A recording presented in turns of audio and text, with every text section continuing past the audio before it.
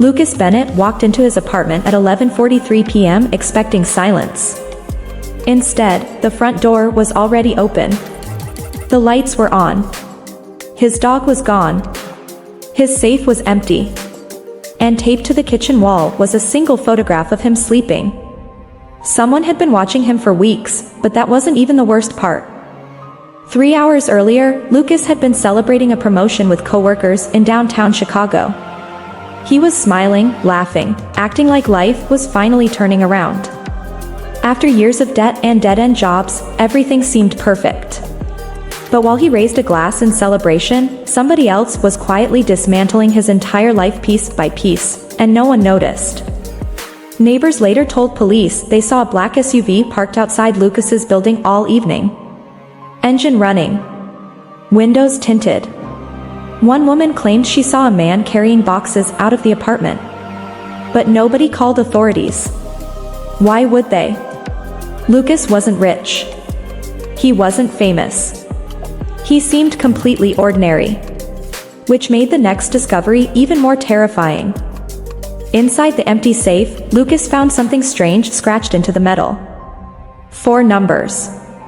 11-14-22-7. At first, it looked random. Then his face turned pale. Those numbers matched dates connected to people from his past. People who had disappeared from his life without explanation. Was someone sending a message? Or had Lucas been hiding secrets all along?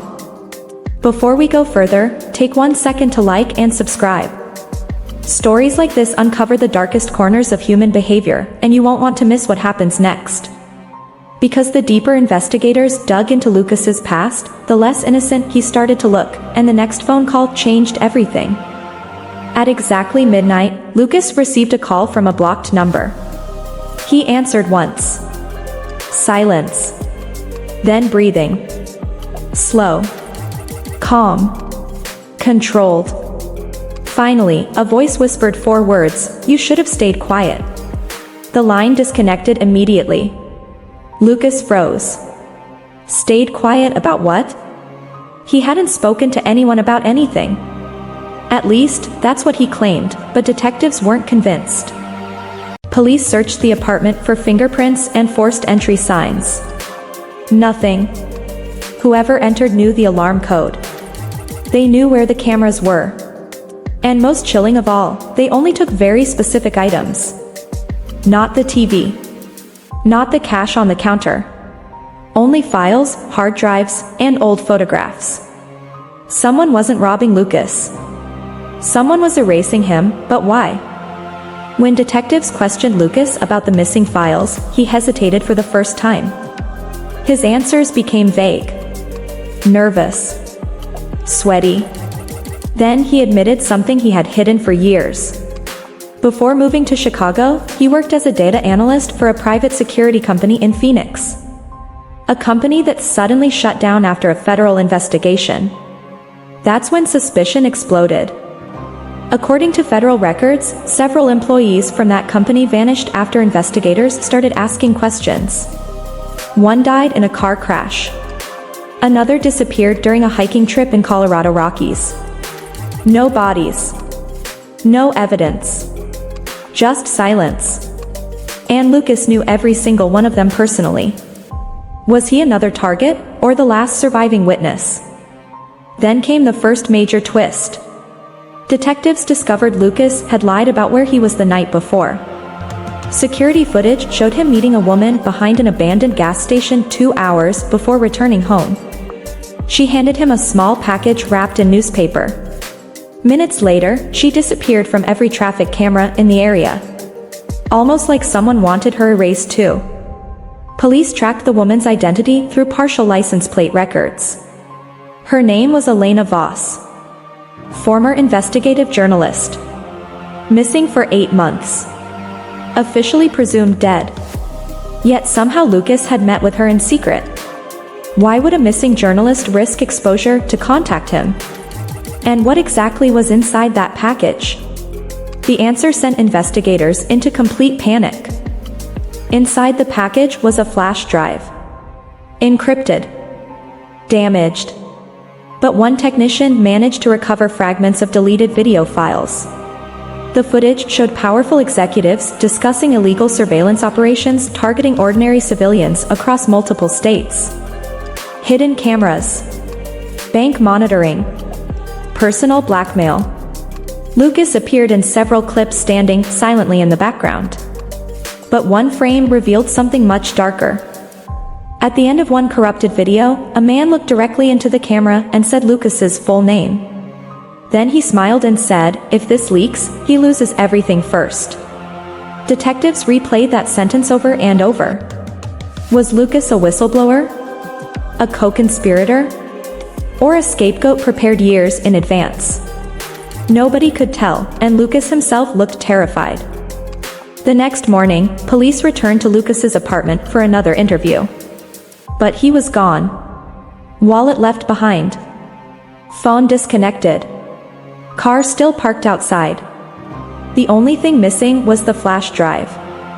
Then officers noticed fresh water dripping from the bathroom ceiling upstairs. What they found there made hardened detectives physically sick, and the building was evacuated immediately. In the apartment above Lucas's unit, police discovered Elena Voss dead inside a bathtub filled with ice water. Estimated time of death? Less than 2 hours earlier. Which meant she had been alive after meeting Lucas. But that wasn't the terrifying part. Written across the mirror in red lipstick were 3 words: "Lucas knows everything." Suddenly, the victim looked less like Elena. Media coverage exploded overnight. News stations painted Lucas as either a hunted witness or a cold-blooded killer. Online forums tore apart every detail of his life. Old classmates claimed he was brilliant but secretive. Former coworkers described him as paranoid. One person even alleged Lucas once predicted someone's disappearance days before it happened. Coincidence? Or something far more sinister? Then came the second major twist. Financial investigators uncovered a hidden offshore account tied directly to Lucas. The balance? Nearly $4.8 million. Money had been transferred in small amounts over 6 years through shell corporations linked to the collapsed security company. Lucas always claimed he was broke. So where did the money really come from? The answer shattered everything. One retired FBI agent reviewing the case noticed something chilling. Every missing person connected to the company had attempted to expose internal corruption shortly before vanishing. Except Lucas. He never spoke publicly.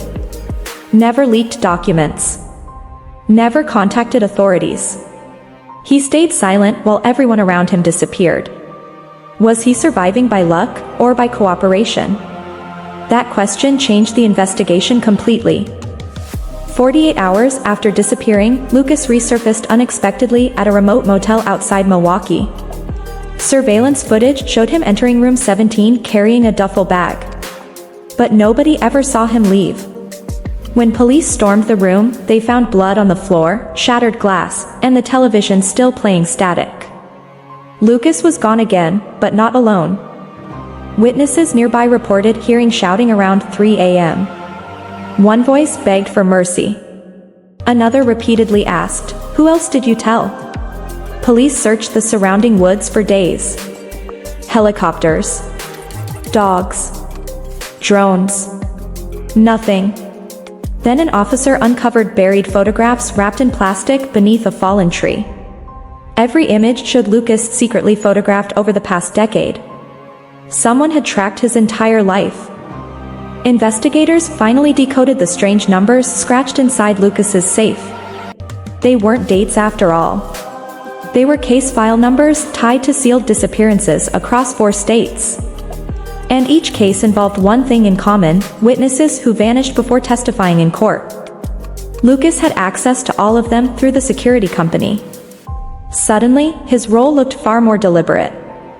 Then came the third major twist. Elena Voss's autopsy revealed she died before Lucas ever met her behind the gas station. Meaning the woman on camera wasn't Elena at all. Someone had impersonated a dead journalist to deliver the flash drive. But who? And why target Lucas specifically now, after years of silence? Detectives realized they were chasing someone operating 10 steps ahead. Forensic experts enhanced audio from Lucas's final motel footage. Beneath the static, they isolated a sentence whispered near the door. He finally figured it out. Those 5 words changed the case overnight. Because investigators believed Lucas wasn't running anymore. He was hunting someone. But if that was true, who could possibly frighten a man already surrounded by death and secrets? Days later, authorities raided an abandoned warehouse connected to the old security company. Inside, they discovered thousands of stolen personal records stacked floor to ceiling. Birth certificates, medical files, private recordings, entire lives cataloged like inventory. And hidden in a locked office was a recent photograph of Lucas taped beside a map covered in red markings. That's when panic truly spread. The final revelation came from an anonymous email sent directly to investigators. Attached was unedited footage from years earlier. In the video, Lucas confronted company executives threatening to expose everything. But before he could leave, they offered him a deal: help identify future whistleblowers, or become the next disappearance himself. Lucas accepted. And from that moment forward, innocent people vanished. Suddenly, the entire story flipped upside down. Lucas wasn't simply a victim. He wasn't fully a villain either. He was trapped inside a machine that destroyed anyone who resisted it. Every promotion, every paycheck, every quiet year of survival came at the cost of someone else's life. And eventually, the machine decided Lucas had become dangerous too. Authorities believe Lucas spent his final days trying to gather evidence against the organization before they eliminated him permanently. But there's one terrifying problem. No body was ever recovered. No confirmed sighting ever followed the motel incident. Officially, Lucas Bennett remains missing to this day. Which leaves one horrifying possibility lingering in the shadows. What if Lucas was never running from them at all? What if he succeeded in disappearing first? Somewhere tonight, someone could be watching this story while living under a completely different name. Waiting, listening, planning. And if the organization behind those disappearances still exists, how many more people are already trapped inside it right now?